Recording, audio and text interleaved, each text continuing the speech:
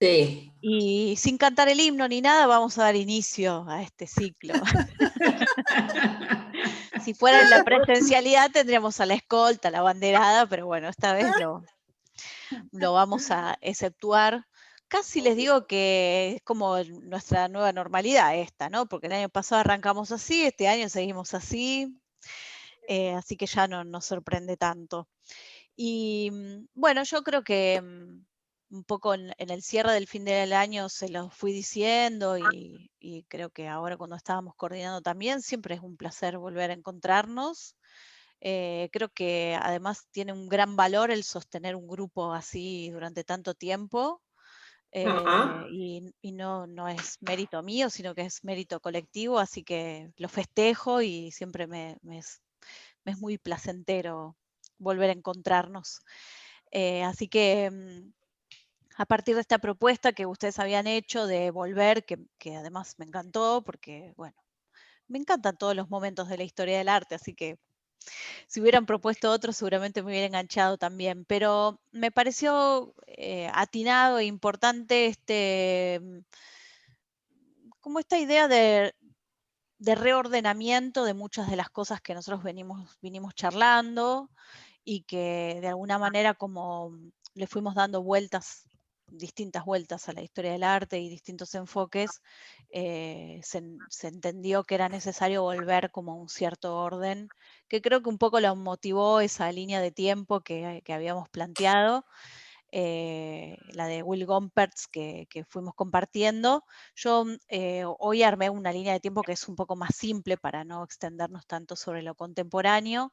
Estos primeros encuentros los vamos a dedicar a hablar sobre el arte moderno y ordenar, así como ustedes habían planteado, los movimientos, las características, que queden bien claros quiénes eran los participantes, en qué tiempo cronológico se desarrollaron y después pasamos a ese mismo ordenamiento, pero del arte contemporáneo. Así que voy a compartir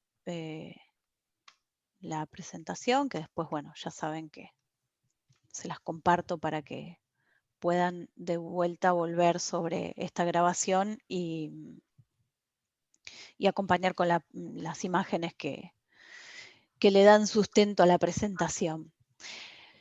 Bueno, una cosa que nunca viene de más es volver sobre esta idea de que el arte moderno está ubicado entre los años 1900 y 1945 como convención, como ordenamiento, porque por supuesto el arte moderno empieza a configurarse, empieza como a gestarse, a hornearse, si quieren, a fines del siglo XIX.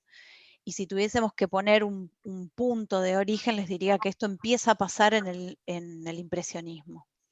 Los impresionistas son los primeros que se focalizan sobre cuestiones plásticas, sobre el color, sobre el reflejo, sobre una mirada muy focalizada en un tiempo congelado, están atentos al tiempo que los rodea, empiezan a ser conscientes de que esa ciudad en la que viven se está modernizando. Piensen que, por ejemplo, en el caso de Monet, que varias veces lo mencionamos en todos estos años, cuando él se va a vivir a su casa de Giverny, no existía la posibilidad de contar con un automóvil y a los pocos años se puede comprar uno y en lugar de tener que ir hasta el centro de París a través del Sena, va en automóvil, con lo cual los impresionistas son artistas que viven todo ese cambio y abrazan ese cambio de la modernidad, por eso nosotros podríamos decir que en realidad la modernidad se empieza a gestar con ellos. No son aún modernos, pero sí empiezan a manifestar estas búsquedas modernas. Y después, bueno, por supuesto, el gran aporte de los artistas del post-impresionismo, básicamente Vincent van Gogh, Paul Gauguin y Paul Cézanne, que son a partir de los cuales van a surgir las tres principales vanguardias, ya así hablando de arte moderno: fauvismo, cubismo y expresionismo en Alemania. Ellos, digamos, los impresionistas y los postimpresionistas son los que empiezan a generar podríamos decir esta necesidad, iba a decir malestar, pero no es necesariamente un malestar, sino una necesidad de que el arte se vuelque sobre sí mismo. varias veces hablamos de que esto no queda desconectado de la aparición de la fotografía. La fotografía tiene un rol importantísimo porque empuja a los artistas visuales, a los pintores sobre todo, a tener que pensar la pintura desde lugares diferentes a los tradicionales. Es decir, que la pintura ya no va a documentar más la historia, ya no va a documentar más los hechos históricos o los momentos importantes de la historia, porque esa función documental la va a tener la fotografía. Y lejos de parecer, según lo estamos contando, un enemigo que viene a romper los cimientos de la historia de la pintura entiende esto como algo positivo y dice, bueno, buenísimo, a partir de ahora quedo relevado de tener que cumplir esa función y puedo empezar a focalizarme sobre las cosas que tienen que ver inherentemente con mi propia constitución. La pincelada, el color, la composición, elementos que además la fotografía no podía dar. Entonces, de alguna manera se empiezan a circunscribir esos dos campos a lo que le concierne a sí mismo desde lo técnico. La fotografía todavía en ese momento se entiende como el recurso que puede documentar objetivamente y a partir de 1900 las artes visuales, pero sobre todo la pintura, entiende que ese va a ser el campo de la expresión, de la expresividad, de la emocionalidad, porque para todo lo otro objetivo ya existe la fotografía. Después, a medida que la fotografía sigue creciendo, sobre todo durante las últimas vanguardias, el surrealismo, voy a avanzar a la línea cronológica esta que les quería mostrar, sobre todo cuando estamos posicionados acá en las últimas dos vanguardias, el dadaísmo y el surrealismo, ahí la fotografía sí se empieza a entender como una herramienta que puede ser también artística, pero va como pivotando entre esos dos mundos, el mundo objetivo y el mundo subjetivo. Pero hasta ese entonces la fotografía se la entiende como objetiva, digamos, hasta el dadaísmo, ¿no? Esta línea nos ubica un poco en esto que yo venía diciendo, como estos últimos movimientos, sobre todo el impresionismo y el postimpresionismo, son los que van a hornear esa modernidad.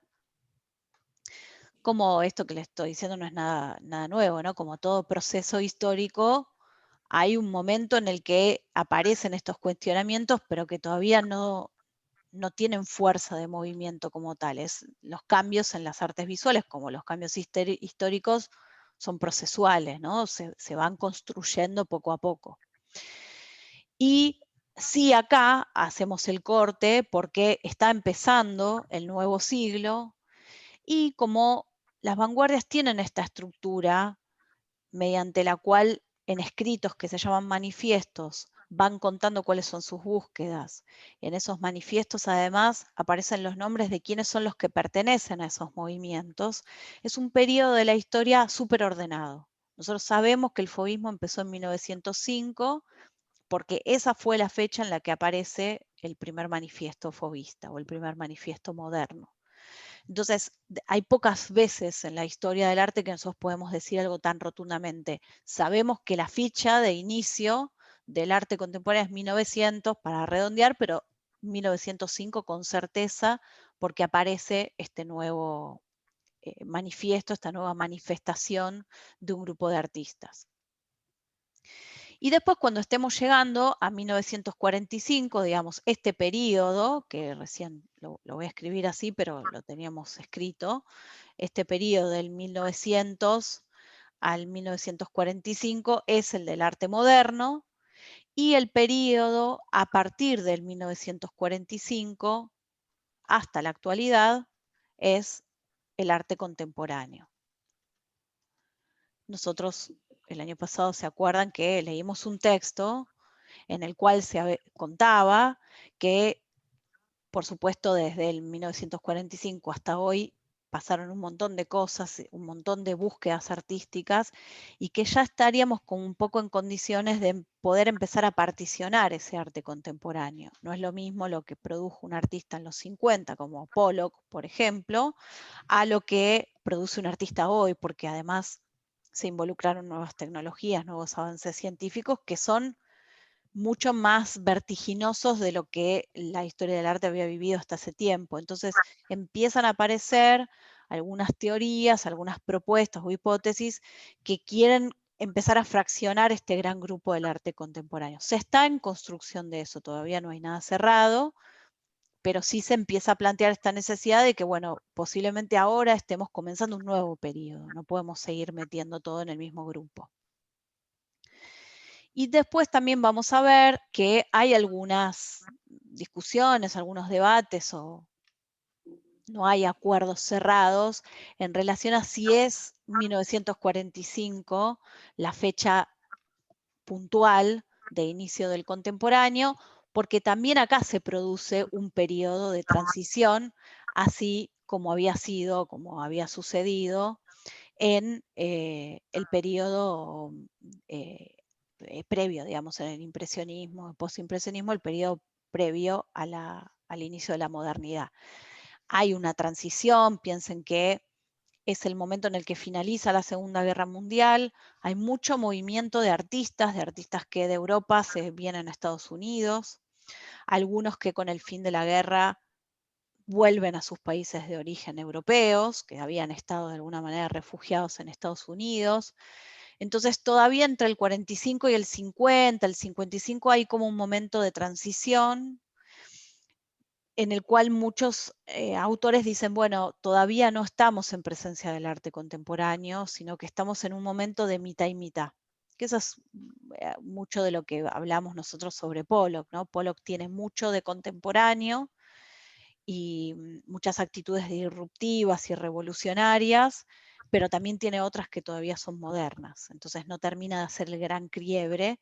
Y lo que algunos autores dicen es, bueno, en realidad la fecha de inicio del contemporáneo tendría que ser más cercana a los 60, 65, que es el momento en el que aparecen las performances, aparece el arte conceptual con fuerza, el land art, las expresiones que realmente son novedosas y que no existían antes. Pollock de alguna manera todavía sigue pintando, entonces no hay algo demasiado novedoso ahí. Y en medio de todo eso tenemos la gran obra de Duchamp, que es con la que empieza Gompertz el texto, que es Fuente,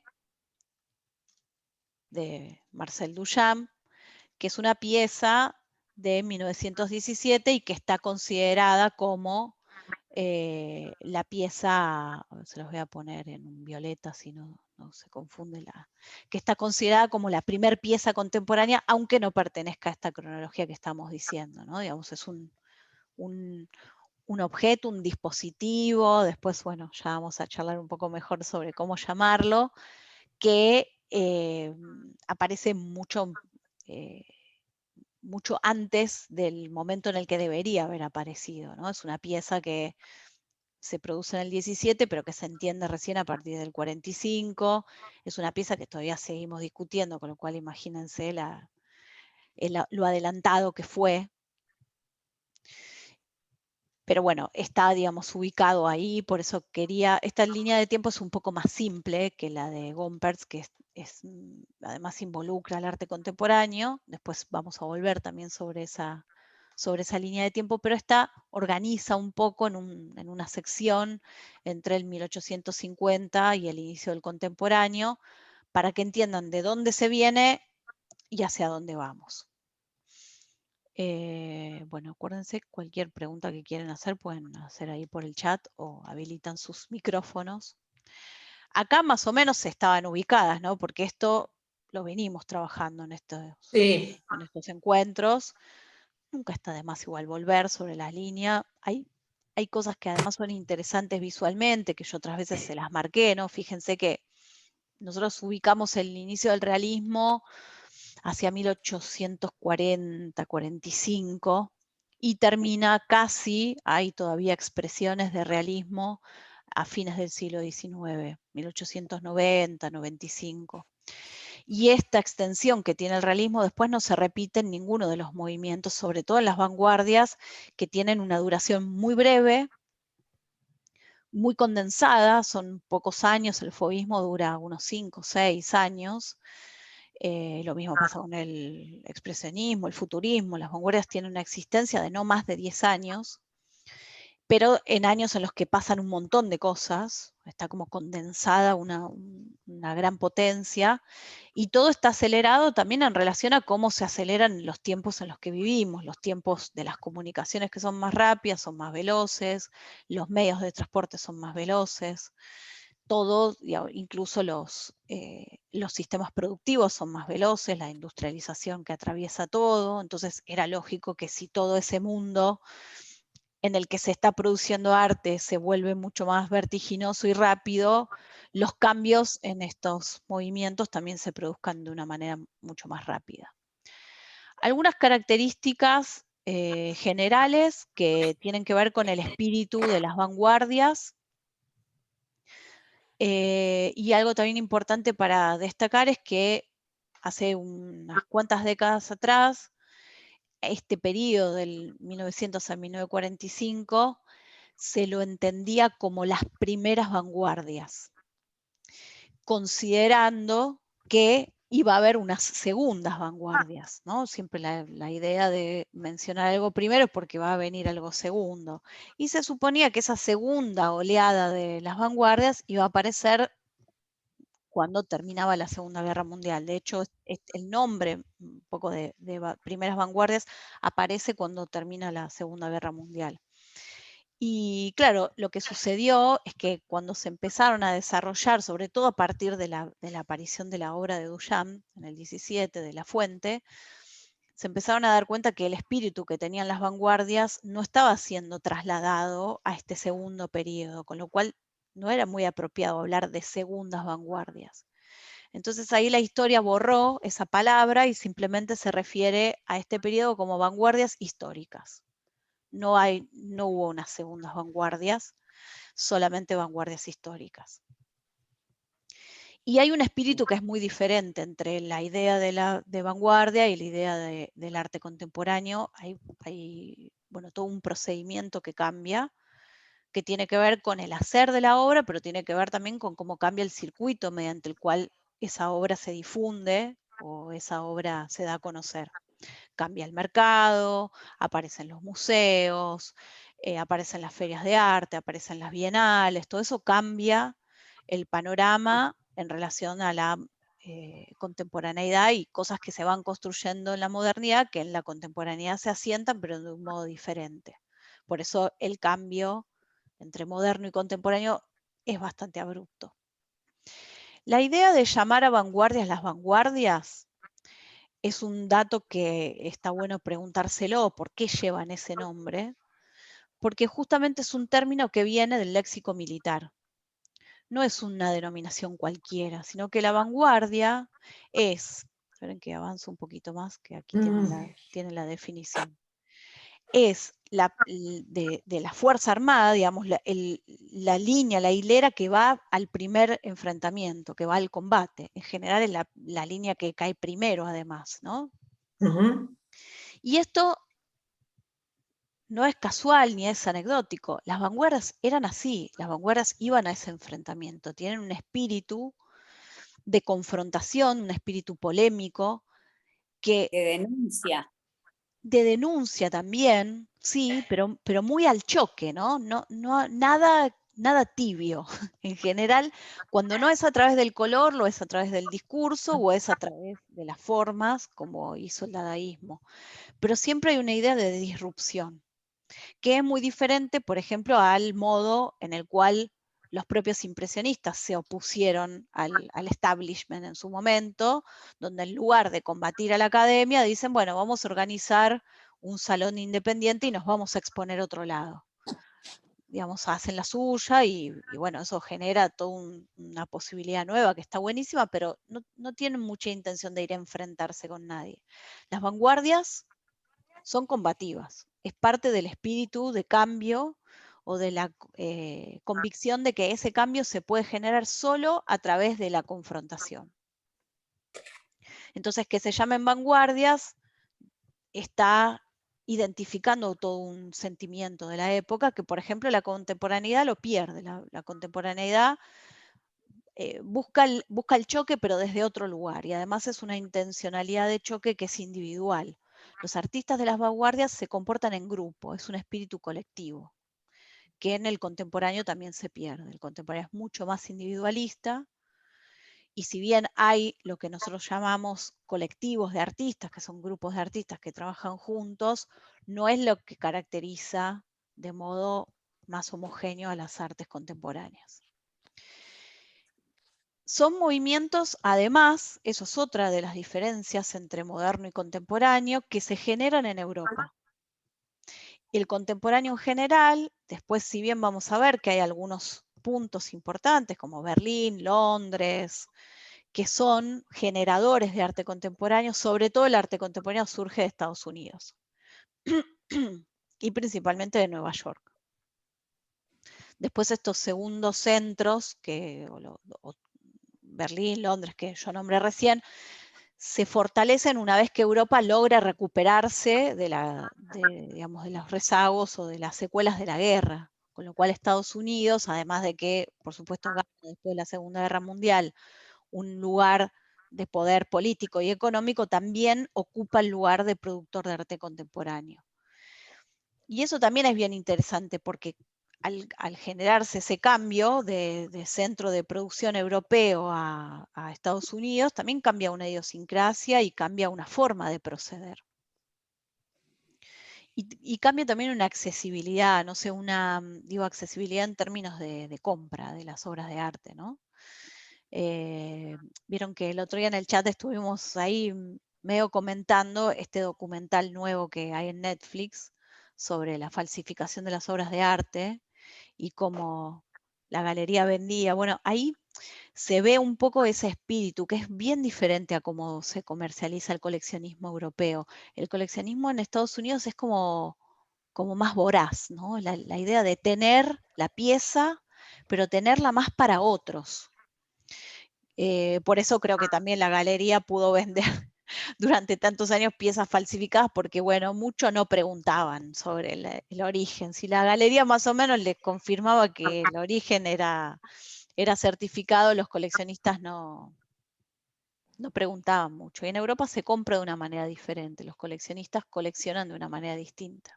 Entonces que hay un cambio de idiosincrasia entre la producción en Europa y en Estados Unidos. Y hay dos momentos importantes en las vanguardias.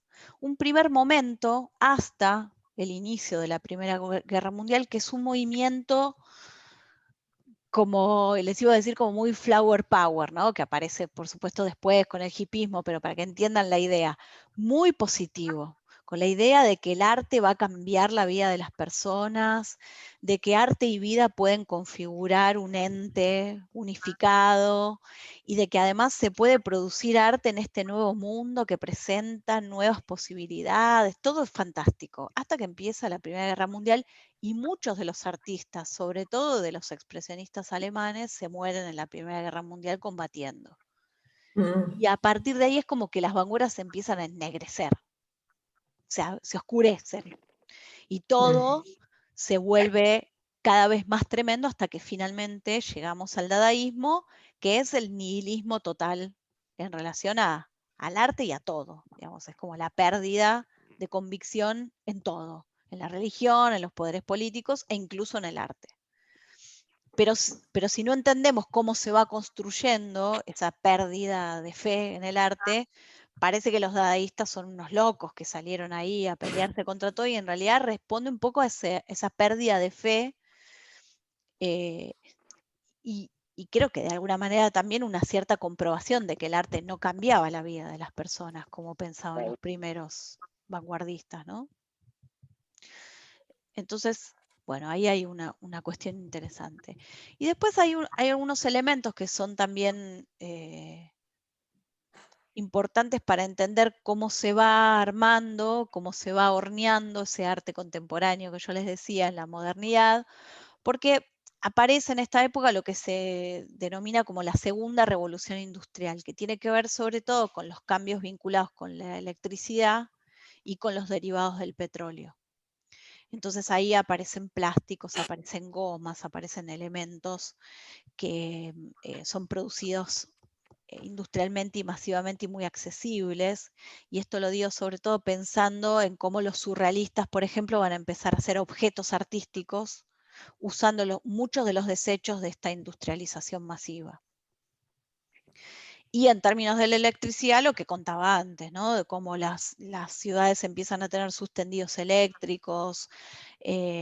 Aparece esto, sobre todo para los futuristas, es súper importante, ¿no? Las industrias que funcionan 24 horas, que generan, por ejemplo, toda una industria automotriz importantísima, y cómo ellos se enamoran de cómo la luz eléctrica brilla sobre los cromados de los autos que están circulando por la calle. Es decir, la electricidad pareciera no tener nada que ver con lo artístico y sin embargo es un elemento importantísimo.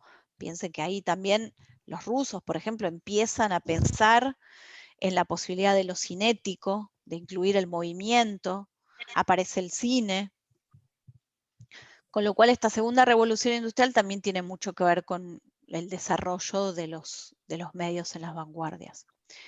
Como decíamos antes, bueno, surgen estas nuevas potencias, sobre todo Estados Unidos, pero Alemania se reubica, vuelve a tomar poder, Gran Bretaña, Japón, y en realidad hoy, si tuviésemos que ser mucho más estrictos a nivel histórico, para lo contemporáneo tendríamos que hablar también del surgimiento de estas nuevas potencias, del lugar que China tiene hoy que no tenía hace unas décadas atrás, de cierto debilitamiento del poder de Estados Unidos en relación al mapa mundial. Es decir, que esto también influye porque tiene que ver, creo que yo en algún momento se los conté también, cuánto está invirtiendo Corea en el desarrollo del arte contemporáneo, cuánto financia a sus artistas, cuán abierto está a recepcionar a artistas que van a hacer residencias a Corea. Entonces, bueno, por supuesto que la cuestión política influye un montón después en el desarrollo de las artes de esas culturas, qué es lo que mandan a las bienales, cuánto dinero van a destinar a los envíos nacionales a la Bienal de Venecia, por ejemplo. Ahí en todo eso se juegan un montón de poderes que van a influir en cómo producen los artistas. Justo hace como 15 días más o menos, fui al taller de Lía Porto, que conocí a través de Adriana. ¿Se acuerdan que Ella fuimos? también la cuestión. Sí, claro, ¿se acuerdan que hace un tiempo fuimos a ver una exposición en la Galería Pasaje 17, ahí en San Nicolás, en Montserrat, Valvanera?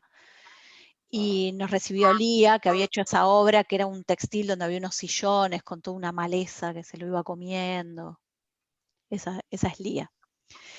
Y cuando fui al taller de Lía hablábamos un poco sobre cómo producen los artistas, por ejemplo, en Estados Unidos. Ella me citaba a una artista con la que estaba en contacto y decíamos, bueno, cómo en realidad hoy lo latinoamericano en los artistas empieza, la identidad latinoamericana no tiene tanto que ver con las temáticas que trabajan los artistas, sino con la no accesibilidad a ciertos materiales o la austeridad con la que tienen que trabajar en sus obras porque no tienen acceso a un montón de materiales que un estadounidense sí tiene, por ejemplo. Entonces, en esta cuestión donde parece que el ordenamiento de las potencias en el mapa tampoco influye en lo artístico, influye un montón, porque artistas que tienen un montón de materiales para investigar, que no tienen que estar contando la moneda para ver si invierten en una tela de un tipo o si compran una tela cara o 5 baratas, eso después en la investigación de la obra repercute un montón. Bueno, para no meterme ahí en esa cosa. Esperen que me había silenciado a mí misma. Para no meternos en las cuestiones económicas y deprimirnos todas, vamos a pasar a la siguiente característica, que es el desarrollo del psicoanálisis. El desarrollo y la masificación de las teorías freudianas, sobre todo, y un poco más adelante de Lacan, y eso sobre todo, por supuesto, se va a trabajar en el surrealismo, lo van a hacer los surrealistas, lo que más lo toman, pero a partir de ese entonces hay una cuestión que tiene que ver con el psicoanálisis y con el abordaje psicológico de la obra, que va a ser una constante, sobre todo en el arte contemporáneo. No todo arte contemporáneo está atravesado por esto, pero hay una carga fuerte. Y hay una ruptura total con los estilos anteriores, pero la ruptura es total, total, total. Tan así que los futuristas, por ejemplo, proponen como hecho utópico, no lo hacen nunca, destruir el patrimonio de todos los museos, romper a la victoria de Samotracia con una masa. No lo hacen, es como una expresión de deseo simbólica, ¿no? Pero para que se entienda que hay una ruptura con la idea de estilo, es una ruptura real, manifiesta, y ahí es donde se entiende por qué vanguardias y no otro nombre. Van al choque, van a lo disruptivo y a lo polémico. Todo ese es el espíritu que atraviesa a todas las vanguardias.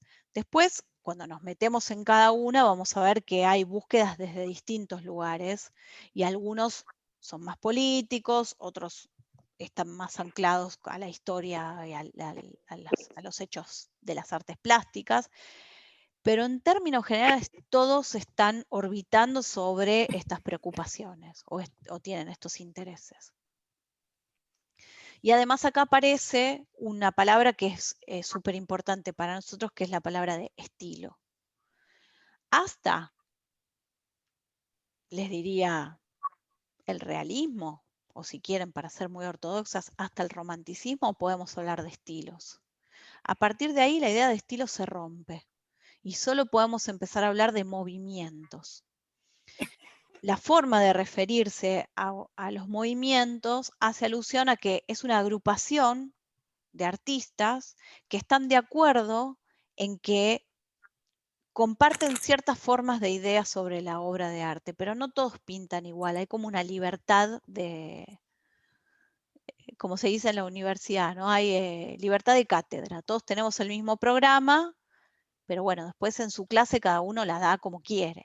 Un poco así funcionan las vanguardias. En cambio, el estilo es mucho más cerrado. Vos tenés que ceñirte a los cánones que definen ese estilo.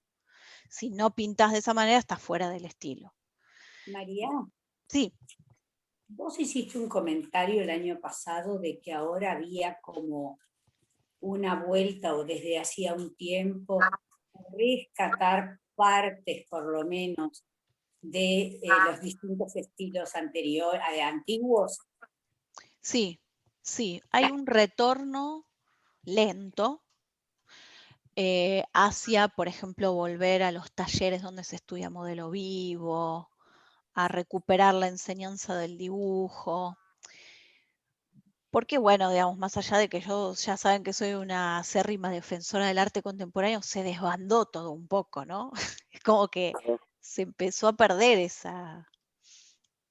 aprendizaje o esa estructura, donde, bueno, vos en algún momento te podías hacer el loco en la obra, pero tenías que saber dibujar.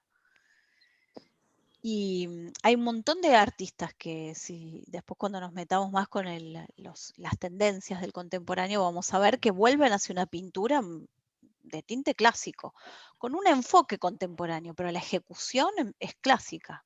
Y es re interesante eso, porque es como que se vuelven a recuperar los oficios. Esa era la palabra que quería usar.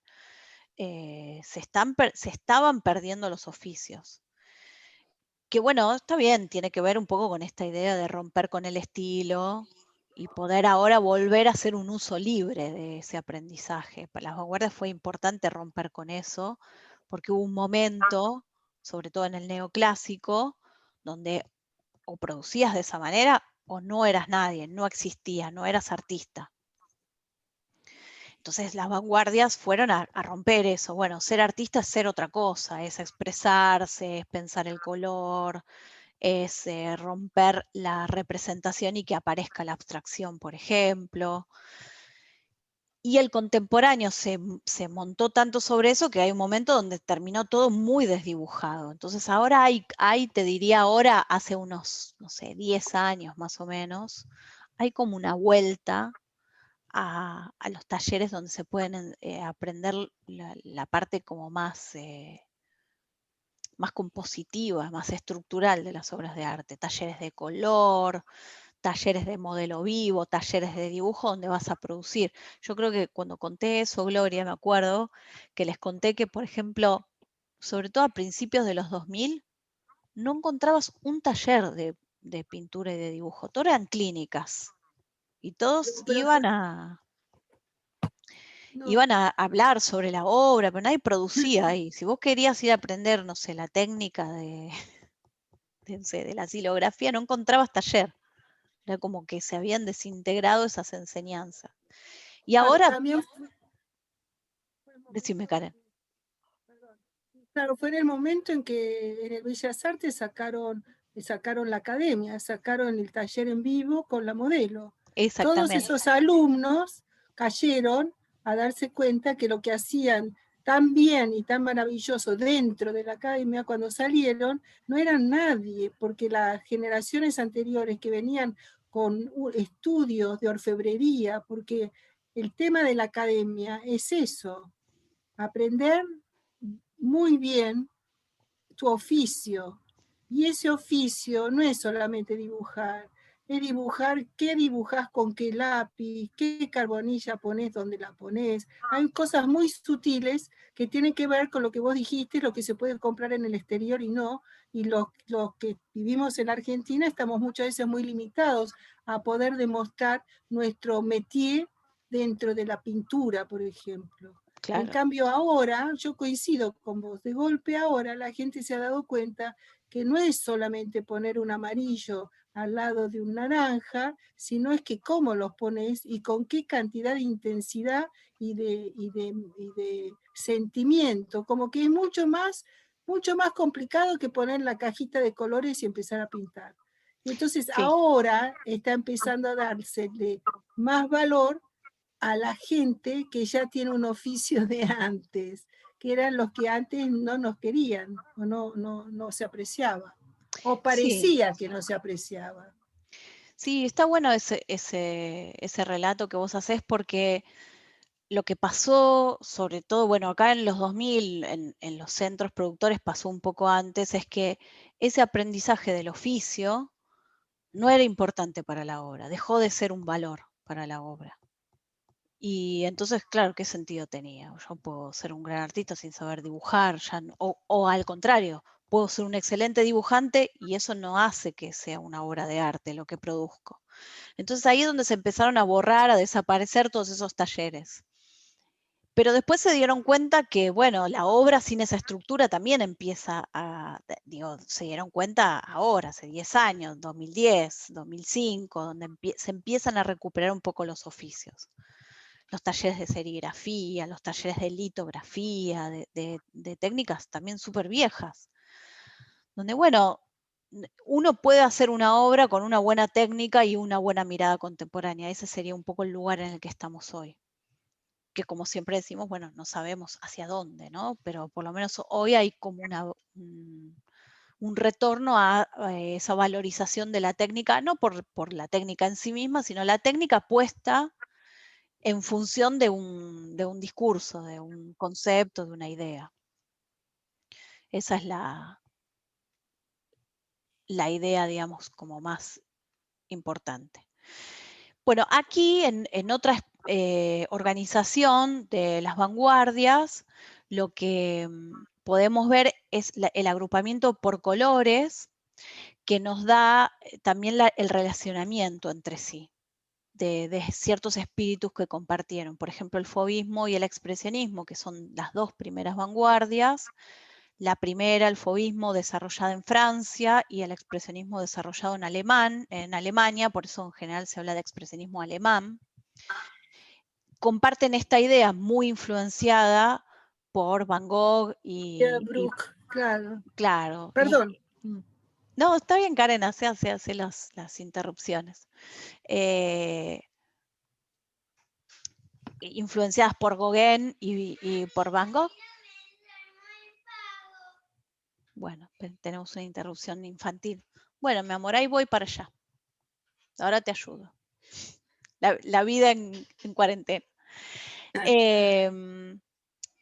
digamos, que recuperan esta idea de que la obra de arte, al contrario, más que recuperan, toman de ellos esta idea, pero la llevan al extremo, la idea de que la obra de arte es un campo de expresión emocional. Y subjetiva además, que varias veces hablamos de esto. Hoy parece una tontería, si ustedes salen a la calle y le preguntan a cualquiera qué es el arte, les va a decir, es expresar algo. Bueno, eso recién empezó a pasar en el 1900 con estas vanguardias. Y después está el grupo del cubismo y futurismo, que están muy preocupados por la cuestión de la representación, por eso están juntos ahí. Dentro del cubismo después están estos derivados, que son el orfismo, el rayonismo y el sincromismo, y el futurismo, que son dos vanguardias diferentes, pero que están relacionadas y que de hecho el futurismo un poco le roba al cubismo la forma de hacer obra, de facetar y de geometrizar las figuras, para poder generar movimiento, otra búsqueda, pero que ambas vanguardias están preocupadas por cómo vamos a representar lo que estamos viendo, de qué manera moderna lo vamos a hacer. La abstracción, que bueno, hasta hace también unos años siempre decíamos que aparece de la mano de Kandinsky, y sin embargo, con los nuevos estudios, los nuevos abordajes y también un poco la recuperación de las pinturas de género femenino, se descubrió que había propuestas abstractas mucho anteriores a las de Kandinsky, pero como sea, digamos, aparece en esa misma época la preocupación por abandonar la representación y que la obra pueda ser un campo de presentación otra vez de la expresividad, de la emocionalidad. Las vanguardias rusas, que están muy vinculadas, el suprematismo, constructivismo, Bauhaus, muy vinculadas con la abstracción y la geometría, ahí unen las dos cosas, podríamos decir de alguna manera que son un poco la síntesis del cubismo y la abstracción juntas. Y después el dadaísmo y el surrealismo, que son el pie para el inicio del contemporáneo. Esto es otra forma de también entender las vanguardias en estas, como decía antes, las agrupaciones por color, de entender cómo comparten ciertas búsquedas. Aunque todas estas vanguardias nosotros las podemos meter en este espíritu del arte moderno que mencionábamos antes. Todas estas propuestas de búsquedas distintas la hacen a partir de lo polémico, lo disruptivo, el choque, el generar un movimiento, una ruptura en las capas tectónicas de la historia del arte.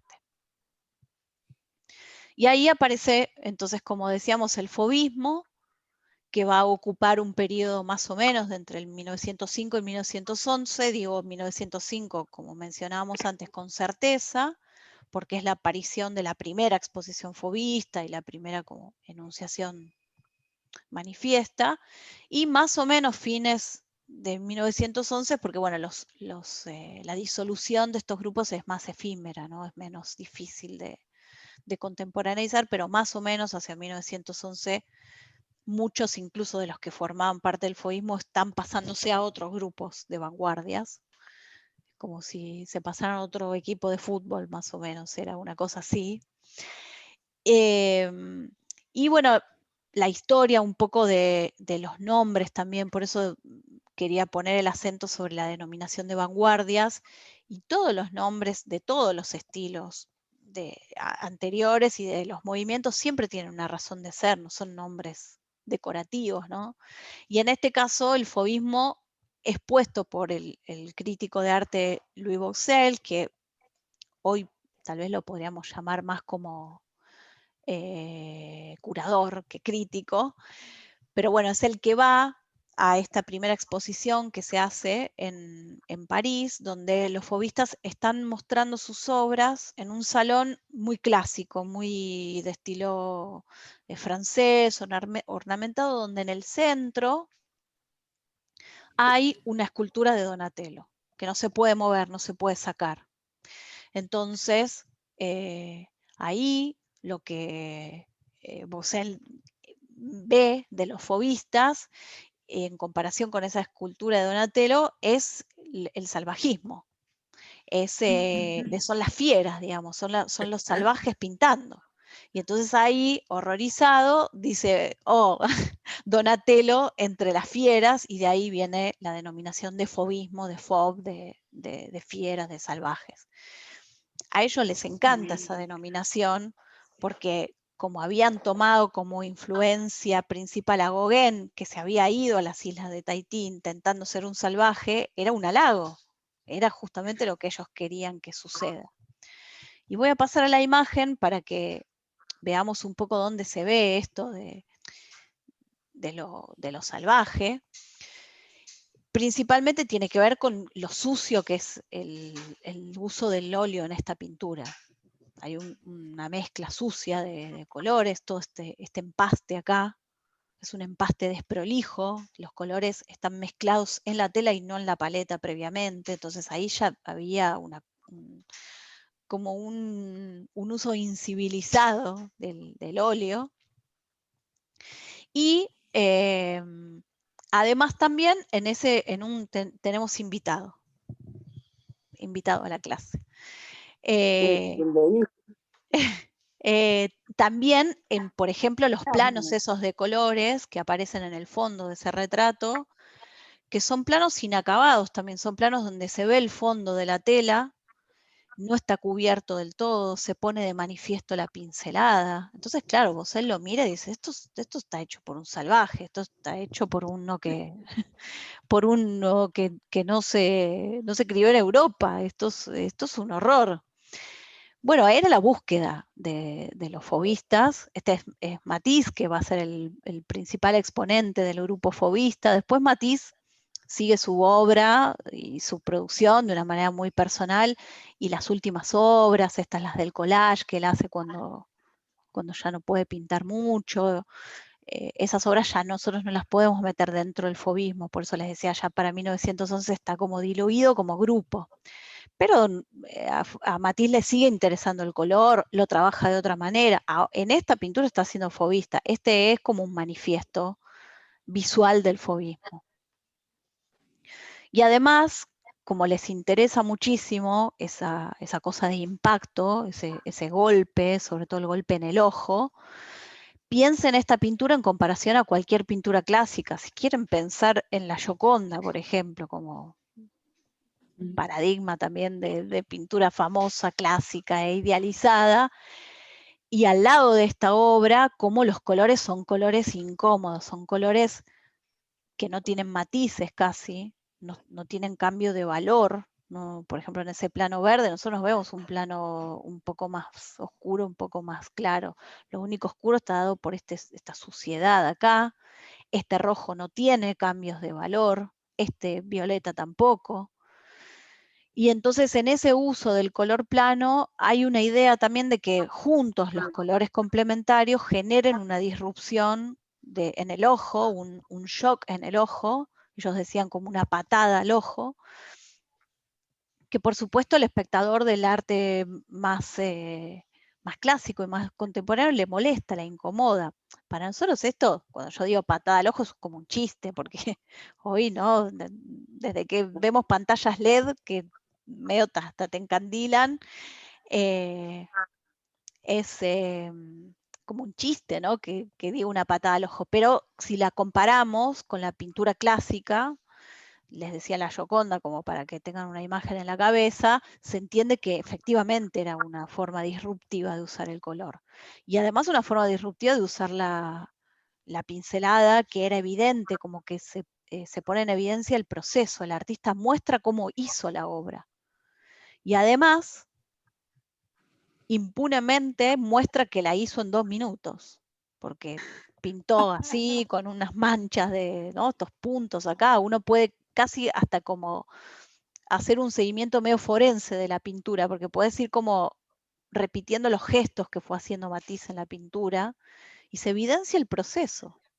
Y eso también era como incómodo, porque en las pinturas del neoclásico, que era la academia en ese momento, que era lo oficial en ese momento, eran pinturas que que tenían un tratamiento casi como aterciopelado, no se veía la pincelada, era como hecho por la mano del maestro, iluminado por el cielo.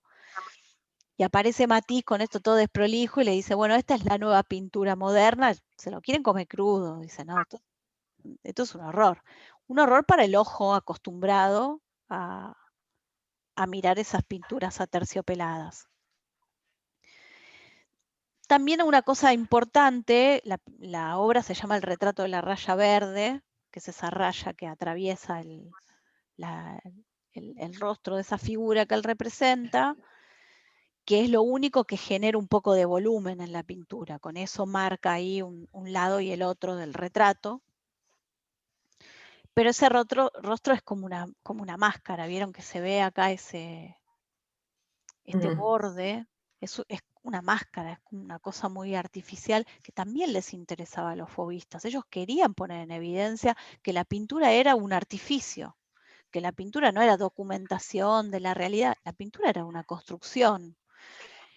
Y también en esa forma de trabajar la pincelada, por ejemplo en esta parte, ven que hay una parte del retrato que muestra más la pincelada que el otro, eso le ayuda también a generar ese volumen. Lo que está tratando de mostrar es un poco como ese sentimiento, veo como ansioso, afiebrado de hacer la pintura, apasionado también si quieren.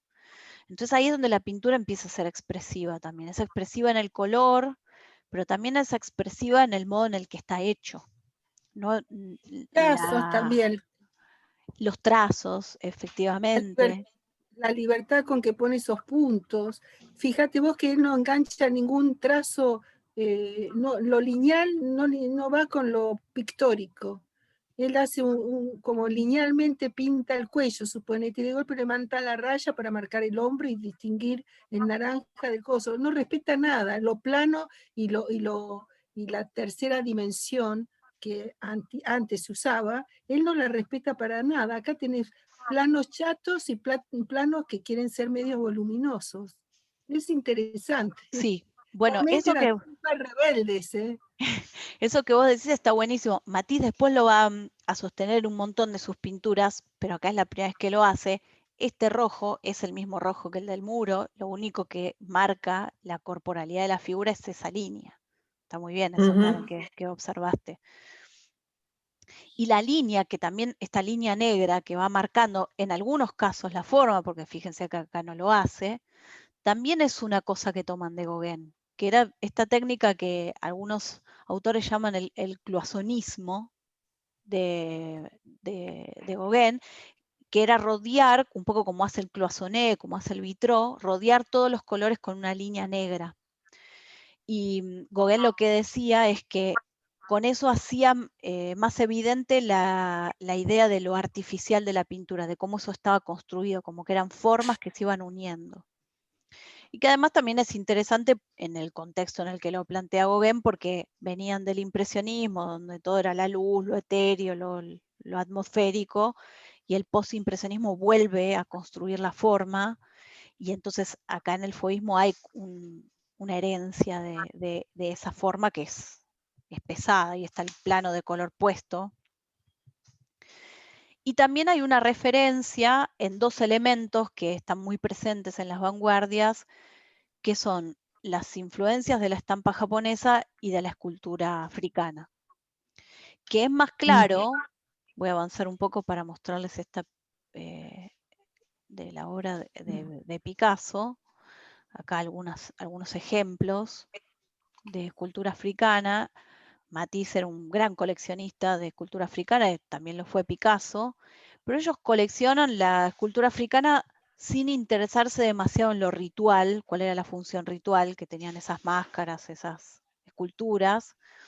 Tampoco les interesa demasiado de qué país de África viene o de qué tribu, sino que lo que les interesa justamente es una forma nueva de representar, por ejemplo, el retrato. De cómo un ojo puede ser una línea, de cómo una boca o una nariz puede estar así de esquematizado.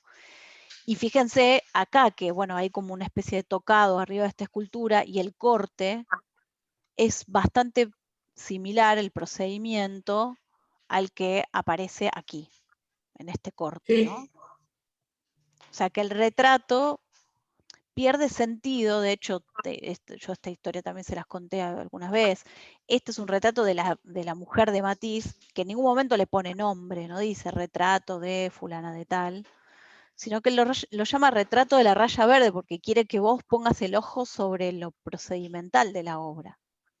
Entonces, cuando yo les decía, bueno, el fauvismo o las vanguardias, lo que tienen de posibilidad cuando aparece la foto es de empezar a trabajar sobre temas que le competen a sí misma, y bueno, la pintura es eso, ¿no? Es color, es pincelada, y ahí es donde quiere Matisse que vos pongas el ojo. Entonces ese tocado también tiene en esa artificialidad del contacto con el retrato y como una especie de peluca, un poco de africano y un poco también de japonés. Ellos, la estampa Sí. japonesa, que también todo llegaba a Europa por todo por 2 pesos, como existía el programa antes, lo compraban como elementos decorativos que venían de las colonias que sobre todo Francia tenía en África y en distintos lugares, digamos, venían como elementos exóticos, medio decorativos. O sea, imaginen lo barato que era comprar una estampa japonesa, que el propio Van Gogh, que nunca tenía un peso, tenía su propia colección de estampas japonesas. Y a ellos, de nuevo, también ahí lo que les interesa de la estampa japonesa es ese modo diferente de representación. Que está bueno también pensarlo, porque desde el Renacimiento hasta ese entonces siempre medio se habían usado los mismos procedimientos. La pintura no había sufrido demasiados cambios en términos procedimentales. Sí había cambiado en las temáticas de la pintura, pero hasta fines del siglo XIX se usa siempre el óleo y no se sale demasiado de ahí, ¿no? Desde el Renacimiento hasta, incluso, bueno, esta misma pintura es un óleo. Entonces lo que ellos se dan cuenta es que pueden generar obras tomando otros sistemas de representación como el oriental o el africano, como salirse un poco también de la mirada occidental. Bueno, ahí para resumir, las influencias que recibe sobre todo el fauvismo, pero en particular en esta pintura hay influencias del impresionismo, esa pincelada rápida. ¿Se acuerdan de la pincelada yuxtapuesta de los impresionistas y en forma de coma? Es algo de lo que aparece en esta pintura. La idea de lo expresivo de Van Gogh y la estructura de Cézanne, y algo un poco también del neoimpresionismo, que se desarrolla entre el impresionismo y el postimpresionismo, que es el que proponía la división de los colores. Son los primeros que dicen, bueno, en lugar de pintar con un azul, pinta con puntitos verdes, con puntitos amarillos y... Me salió con los colores. Puntitos amarillos y azules para generar el verde en el ojo del espectador. Y esto es un poco lo que hacen los fauvistas cuando dicen, bueno, vamos a usar los colores complementarios separados y que el contraste se produzca en el ojo del que está mirando la pintura. ¿Y ahí estaría el puntillismo también? Sí, claro, el impresionismo es una forma de llamar al puntillismo, es el puntillismo. Ajá. Está bien para que no se haga lío ahí, sí, es el puntillismo. El color se organiza en campos diferentes, ven que nosotros lo podemos demarcar, y están bien delimitados por estas líneas o estos, no hay pasaje acá, ¿no? Pasa de un color al otro. Y son estridentes en relación a la pintura anterior, ¿no? Se proponen estas nuevas armonías y que la pintura te genere diferentes sensaciones. Ya la pintura no empieza para las vanguardias a no estar netamente relacionada con lo placentero, sino también con lo disruptivo. La pintura te puede interesar o te puede gustar porque es disruptiva y no necesariamente porque es estéticamente agradable. No es estéticamente agradable además, ¿no? Esperen que les voy a mostrar esta antes de ir a las características. Esta pintura, por ejemplo, La Gitana, de 1906, es plenamente fauvista también, demuestra un poco eso, ¿no? Acá no hay una idea de esteticidad, no hay, o por lo menos sí de una nueva esteticidad, de una nueva estética. No es una pintura que intente agradar desde la imagen armoniosa, desde la imagen más vinculada a los parámetros griegos, digamos, de belleza, sino a que te conquista a partir de un uso nuevo del color, de un empaste. Acá hay un enchastre tremendo, ¿no? De pintura, esto que yo decía que no, ellos no usaban boceto, no usaban paleta, usaban directamente los colores sobre la tela y mezclados ahí y empastados y bueno, que suceda lo que suceda, ¿no? Y un poco el volumen de nuevo, así como había hecho en el retrato de la raya verde, dado a partir del contraste de color y no del cambio de valor en un mismo color. Acá este es verde, es el que da la sensación de que ahí hay un plano separado, pero ese volumen se da por color y no por valor, ¿no? Del pasaje de un mismo color a oscuro a claro, dado en general por el negro. Decir algo que me causa, además ya entra lo grotesco también, porque un Claro. pecho verde y el otro no se sabe si, no parece un pecho en realidad, Sí. parece un miembro masculino, no un pecho. Sí, claro, podría ser. Como un poco hermafrodita la figura ahí. Ahí está, mega grotesca. Sí, es re grotesca y no es una pintura agradable de ver desde la imagen. Sí, desde, bueno, este abordaje nuevo, una pincelada, algunos de estos artistas empezaban a usar espátula además, en vez de pinceles. Está bien, ellos eran bien fieras, eran FOF, sí, totalmente. No tenían límite, está bueno. Sí, fíjense acá, ¿no? Hay raspaduras. Había también como necesidad de desacralizar la pintura, que después Pollock la lleva al extremo cuando dice, bueno, la tiramos al piso, la piso, le hago de todo a la tela. Pero había como una necesidad también de salirse de esa formalidad que había planteado la pintura. Bueno, por supuesto, en esta época no vendían nada, no vendían absolutamente nada. Sí, Claro, y está bien eso. ¿no? Claro, Es entonces que, ya que no vendo nada, vendo y bebo todo lo que puedo, ¿viste? pues claro, ya que no voy a vender tal cual, hago lo que se me da la gana. Sí, lo que se compra en esa época, el éxito de ventas es el impresionismo. Bueno, pero antes del impresionismo reconozcamos que todo el siglo XIX, por lo menos como yo lo veía antes, era como un corsé, una cosa, viste, que no te podías apartar de la academia, entonces debían estar hasta la coronilla de eso, ¿no? Son los ciclos de la vida humana. Sí. Un periodo clásico, todo bien, y después un periodo de disrupción, pero no se lo bancan más. Claro. Se aburre de la perfección. Oxígeno. ¿no? Tuvieron su escándalo los impresionistas cuando en su primera exposición.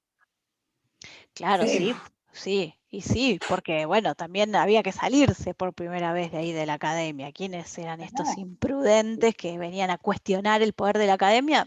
Que lo que tenía en algún punto de ordenador la academia es que, bueno, la academia decía que era arte, que no era arte, quién era artista, quién no era artista, estaba todo muy reglamentado. No teníamos este problema que tenemos ahora donde nos la pasamos todo el tiempo discutiendo si es arte, si no es arte, si todos enunciamos qué nos parece. La academia era la que resolvía por nosotros, ¿no? Pero bueno, después el arte cumplió la mayoría de edad y dijo, bueno, ya mi papá no me va a decir más qué es lo que es y lo que no es. Y bueno, ahí se metieron en este lío que tiene ese valor, digamos, porque tampoco voy a defender la pintura desde la estética y tratar de convencerlas de que era una pintura linda, que la quisieran tener en su casa, porque bueno, no lo es.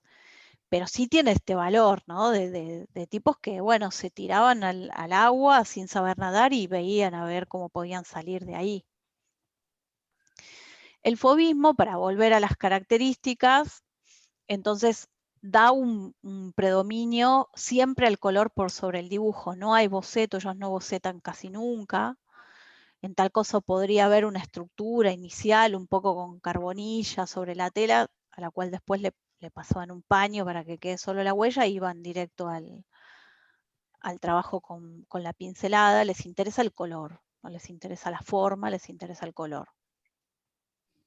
¿Y ese color cómo lo trabajan? Bueno, de una manera violenta, de una manera exagerada, de una manera muy contrastada. El contraste ese lo logran por juntar dos colores, el primario y su complementario. La violencia, como decía antes, o la exageración de ese uso del color tiene que ver con el color, con el modo en que se venía utilizando, ¿no? Incluso los románticos, ¿no? Que también, bueno, fueron bastante disruptivos en el uso de una pincelada más suelta, seguían usando una paleta bastante mesurada. Y el valor del color y el valor de lo que nosotros estamos viendo es un valor expresivo, tiene valor, esa gitana que veíamos recién, vale porque hay una necesidad de que el pintor exprese algo pasional ahí en esa pintura, no por si representa o no representa a la gitana, si tiene mayor o menor parecido con la figura real de esa figura, de esa mujer. Es tremenda, me hizo acordar a Sutín. Bueno, puede ser, está buena la relación. ¿A quién? La cara, ¿sí? Ahí está, sí, la nariz, todo. Bueno, esta forma, ¿no? Esta estructura de la nariz con el arco de las cejas es muy también de la escultura africana. Yo digo de Sutín, digo la gitana, ¿eh? Sí, sí, sí. Ahora, si quieren, después buscamos la imagen para que la vean. Hay un parecido, sí. Sí, porque, bueno, tampoco, no es que estos tipos desconocían la historia del arte, ¿no? Ellos también tenían sus referentes, solo que no los respetan como los respetaba la academia, o no les interesaba de esos pintores lo que les interesaba a la academia. Y no se respeta el color local. Esto quiere decir, y por eso el retrato de la raya verde se llama retrato de la raya verde, porque lo que les interesa es decir, bueno, yo pinto con el color que quiero, con la pincelada que quiero, no me importa, no estoy representando, no estoy copiando, no estoy haciendo un retrato. Lo que estoy haciendo es una pintura expresiva. Entonces, si yo digo que la nariz es verde, o si el pecho en esta gitana es verde, no importa el color local. A eso se refiere con no respetar el color local. Ahora, como justamente lo que les interesa es darle a la pintura ese valor expresivo, y ya había suficiente confrontación con el uso de un color que no era el habitual, los temas en general para los fauvistas son temas simples, son temas vinculados con el placer o que no generan conflicto. En eso, por ejemplo, se parecen a los impresionistas, que también elegían temas como los paisajes, personajes en interiores o naturalezas muertas que no generaran conflicto. El foco tenía que estar puesto en el color y en la pincelada y en el valor expresivo, y no en la historia que contaban. Que de algún modo, si ustedes piensan, ese había sido el recurso que toda la historia del arte había usado. Siempre era primero la historia y después cómo estaba contada la historia. Ellos intentan como dar vuelta ese tablero. Primero es cómo está hecho y después lo que estoy contando. Y lo que estoy contando no tiene demasiado interés. Hay una influencia de Van Gogh en esta cuestión de expresar determinados sentimientos, y es un arte netamente subjetivo. Totalmente subjetivo, no hay búsqueda de mostrar un paisaje, documentar, testimoniar, sino es lo que siento y cómo lo siento.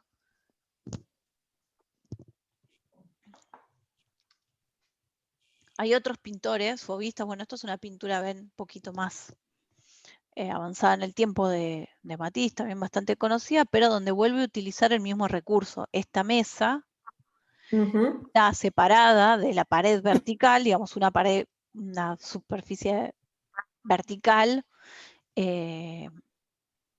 separada de esa superficie horizontal solo por una línea, que es lo mismo que hace con el retrato de la raya verde. Siempre le interesó esa ambigüedad en las superficies. Retoma, por ejemplo, el valor de lo decorativo del arabesco. Hay algunas pinturas de Gauguin en las que se ve este detalle como del empapelado, esto que aparece acá, que esa también es una búsqueda que se va a ver más claramente después en el expresionismo alemán, donde quieren también borrar, que era algo muy típico de la academia, de la herencia además del Renacimiento, de separar esta idea de las bellas artes, de las artes decorativas, de las artes ornamentales. Los fauvistas quieren unificar todo, por eso usan los elementos decorativos dentro de lo que es una obra de Estoy en una arte. clase. Y después aparece en esta obra también una estructura que es ambigua, como casi todo lo que está en esa pintura, que es una ventana y a la vez es un cuadro. Es un cuadro dentro de un cuadro. Depende cómo se quieran parar o mirarlo en determinados momentos. Esto podemos estar mirando a través de la ventana o puede ser un cuadro que fue puesto sobre esa pared con ese empapelado. Y también hay, por ejemplo, una reducción en las formas. Todas estas frutas son los círculos, así como decía Cézanne, que toda forma podía ser inscripta en una forma geométrica simple. Es decir, que no desconocían la historia del arte, pero lo que hacen es darle una vuelta diferente. Y también aquí el color es bastante estridente, no es una paleta de colores amalgamada, ¿no? Pero es muy linda. Sí, a mí también me encanta. Este contraste entre el azul y este especie de frambuesa es una maravilla. Sí. Es maravilloso. Y es una Me pintura encanta grande, Matisse. ¿no? Sí, a mí también me gusta. Es una pintura grande, tiene un 80 por 220. ¿Cuál es la Eh, pintura, María? Porque me desaparecieron las imágenes, las veo ustedes solamente. mira, ¿el resto está viendo las pinturas o no? Sí. Sí. Es La Armonía en Rojo, se llama la obra, Ah, de 1908, que hay una mujer con unas frutas ahí. sí, sí. Bueno, después aquí ya en 1909 podríamos decir cuando hace esta obra tan conocida de la danza, de las cuales se acuerdan que hay una versión mural que está en Rusia. Matisse tenía un coleccionista, por eso hay mucha obra que está en el Hermitage. Tenía un fanático ruso que le compró un montón de pintura, muchísima pintura, y además también le hizo algunos encargos. Entonces hay en Rusia un mural de la danza y después también hay una pintura de la danza que también es una pintura enorme. Sí, varias de ustedes que estuvieron ya en el MoMA la vieron presencialmente y es un trabajo cojonudo, digamos, que tiene mucho del germen fovista, pero que bueno, ya se empieza a separar un poco del fovismo. El uso del color ya no es tan violento, sino que es un uso más armónico. Pero igual todas estas figuras están tratadas a un modo africano, les podría decir, ¿no? Bueno, y otro de los artistas, Albert Marquet, que sobre todo lo traigo porque lo que me interesa es que se entienda que en el movimiento, como decía al principio, hay un consenso en cuanto a ciertos abordajes de lo que la obra de arte tenía que ser, expresiva, no respeta el color local y demás, pero después cada artista tenía su propia identidad. Si comparamos Marquet con Matisse, y a lo mejor no tienen demasiado que ver, pero sí en el espíritu, por lo menos en la idea de lo que la obra tenía que ser. Aparece la expresividad en las pinceladas, ven que tampoco hay uso de boceto. Se construye ahí un paisaje que es mucho más claro que en las pinturas de Matisse, pero no hay dibujo tampoco, las figuras son pinceladas. Acá si hacemos un zoom en esta... Ay, hice lío. En ¿Decís el nombre de esta... la obra? Porque no me aparece a mí. es de Albert Marquet, se llama El 14 de julio. Es una pintura de 1906. El 14. 14 de julio, sí. Qué pena, no sé por qué pasa eso. Por ahí le disminuyó un poco el ancho de banda. ¿Eh? ¿Será? Bueno, igual después les paso esto para que... Les paso el video y les paso la presentación para que puedan retomar la cuestión. Y por ejemplo, André Derain, que también es parte de este mismo grupo. Todos estos artistas, como yo mencionaba antes, nosotros sabemos que son parte del fauvismo porque adhieren a ese manifiesto, a ese texto que que va, digamos, delineando las búsquedas de los fauvistas. Deren dice, por ejemplo, hay una cita que vuelve sobre esta idea que yo planteaba antes, dice, los colores se convirtieron en cargas de dinamita, se imaginaron para que deslumbraran, cualquier cosa podía elevarse por encima de la realidad, o sea, podíamos no respetar nada de lo que estuviéramos viendo, ahí están viéndose ese conjunto, un poco de montañas, con unos colores rosados, y no se termina de entender bien si eso se está viendo a través de una ventana o si hay no sé, algo que marcó ese paisaje, no se termina de... Yo lo veía como una hamaca paraguaya. Mirá. Una gorda en una hamaca paraguaya. Podría ser. Bueno, ahí todavía... Ese color rosa todo gordito. Como los rollitos que aparecen ahí, ¿no? Tal cual. Estoy en internet, escucho todo entrecortado. Uy, Así sí, es la que- conexión. Es la conexión, Grace. Sí. Lamentablemente. Poca señal. Claro. En algunos casos, aquí es donde todavía, bueno, como estamos en presencia de la primer vanguardia, hay todavía cositas en las que quedan como anclados a lo anterior, donde, bueno, hay algunos artistas como Deren que le ponen estos títulos a las pinturas, como en este paisaje, entonces sabemos que es un paisaje porque él lo enuncia, o en otros casos como Matisse, donde nada, simplemente nos dice retrato de la raya verde y punto, no le interesa... uy, se nos fue, directamente se le cayó la conexión.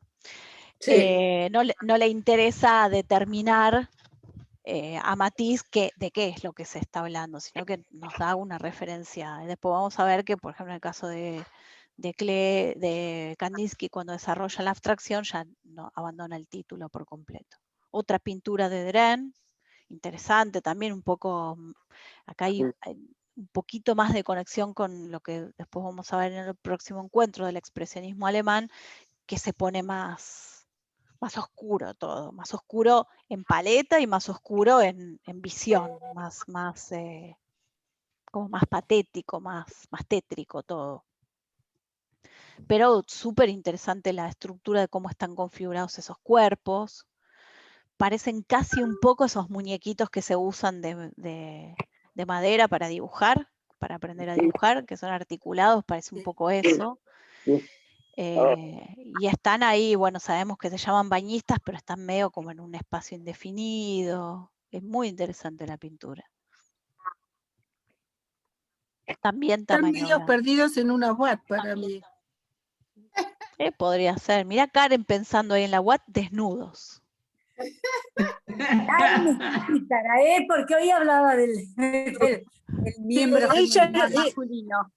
Y ahora ella está buscando el caño y no lo encuentra. Quiere hacer el baile del caño, está muy bien. Nos vamos a preguntar a cuáles son las Watt que va Karen, porque se ve que están todos desnudos, no sé. Está al día. Sí, y ella está buscando el caño, me está mirando para arriba. ¿Ves? ¿Dónde está el caño? ¿Dónde está el caño? ¿Viste que vanguardista? Está muy bien. Bueno, pues, mira, se llama Bañistas la pintura. Puede ser de esos lugares que hay para ir a bailar que además tiene una pileta. Viste que hay algunos lugares que tienen, así que... Podría ser. Karen armó la historia. Ahí no Bueno. no llegamos a esas. No, pero sí había una que ahora creo que cambió de nombre, que estaba ahí sobre Avenida Libertador, no me acuerdo cómo se llamaba, que tenía una pileta. ¿Sí? Sí. Sí, yo sé cuál era, no me sé el nombre. Sí. Las grutas también tenía una pileta en Punta del Este. Había una época que se usaba, ¿viste? Sí. Son una precursora.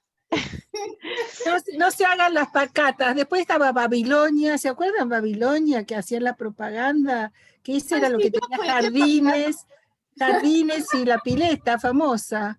¿No? ¿No era esa Babilonia? Ahí iba Karen. Era un pelo. No, siempre me quedé con las ganas de ir ahí, pero bueno. Ay, Karen, por Dios. Creo que sí, cuando tenía 24. O 23. Bueno, yo no les voy a poner tarea porque, bueno, ya son grandes para que les dé tarea. Pero si quieren y les sirve, les puedo compartir un modelo de ficha que uso sí para los alumnos en la universidad, que parece una tontería, pero después cuando terminamos de ver todos los movimientos, les queda armado como un cuadernillito que está bueno, que es una ficha donde les pide, bueno, que pongan el nombre del movimiento, las fechas que abarca, 10 características y que elijan una obra paradigmática con todos sus datos y qué bibliografía pueden usar para ampliar ese tema. Entonces, si quieren, les comparto esa ficha. Si quieren hacer la tarea, feliz. Si se quieren, se las miro, las corrijo, como quieran. Pero después, cuando terminamos de hacer el recorrido por todas las vanguardias y por todos los movimientos, de verdad que queda armado como un cuadernillito interesante, que además, como es armado por ustedes, les ayuda a asentar mucho más los conocimientos. Así que se los comparto, pero libre. Lo hace la que quiere, lo hace, la que no, no. Como dije antes, ya están grandes para que les dé tarea. Así que... Pero es verdad que te ayuda a fijar los conocimientos. Sí. Además, lo Sí. hacemos ahora mismo, por ejemplo. Sí, exactamente. Es Está bueno. en Word, así que es como bastante fácil. La pueden usar ese mismo modelo que yo les comparto y ahí vamos ordenando. Así que, bueno, espero que sirva. Espero que este primer encuentro, salvo que pobre Grace se nos fue, pero bueno, queda la grabación, nos ponga otra vez en la gimnasia de reconectarnos con la historia del arte. Y bueno, nos encontramos en 15 días. Ay, sí. Dale. ¿Bien? Qué bien. Bueno, Dale, chicas, Marta. un placer. Gracias, Ok. María. Ahora les comparto por mail todas las tareitas. Gracias. Estuvo bárbaro. Chao, Muy gracias. bien. Buenísimo. Besos para todas, un placer, Besos María, para gracias. todas. Chao, chicas. Marce, nos vemos el domingo.